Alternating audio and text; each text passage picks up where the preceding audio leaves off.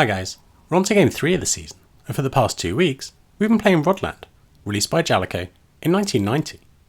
One of the reasons this is popular amongst many is that it received an Amiga port, and arguably that Amiga port is superior to the arcade version.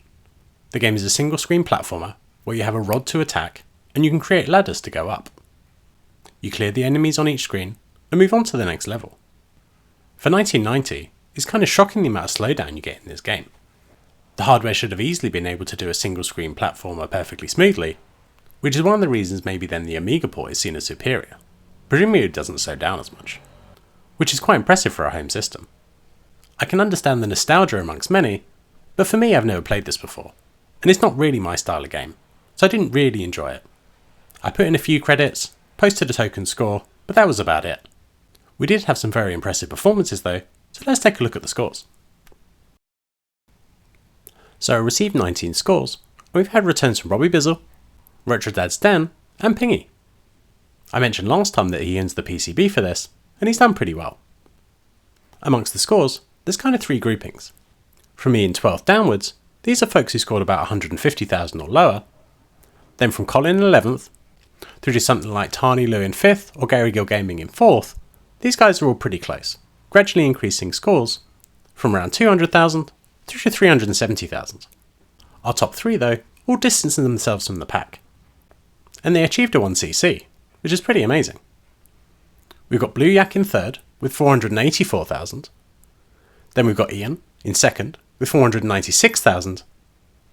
And then our winner, and as I said last time, Pingy was able to 1cc this, and he's done so again here, and played for a few more points. He's come top with 517,000.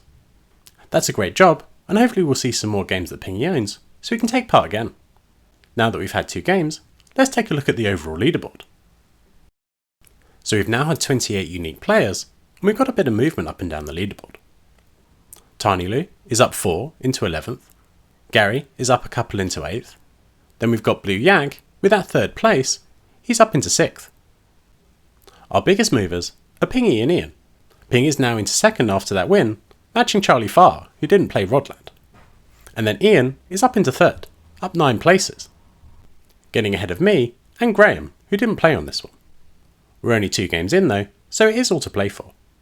Let's see what our next game will be now. Okay, so on to our 3rd game of the season. I've got 15 games on the wheel, that's games from people who played last time, and 2 games from Pingy. 1 for taking part, and 1 for taking that win. So let's set things going, and see what we get.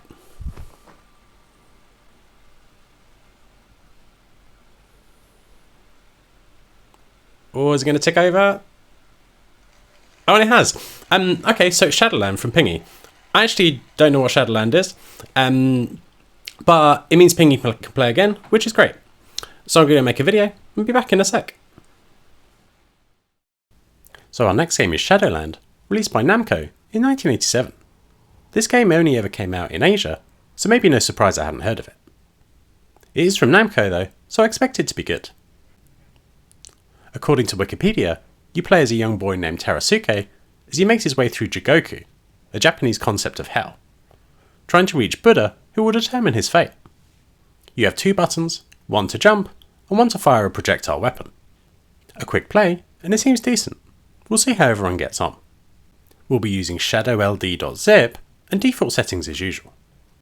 As I said last time, if anyone else wants to put a game in that's not got a game on the wheel, just give me a message. And so, hope you all enjoy playing a bit of Shadowland, and I'll be back in a couple of weeks with the scores. See you then.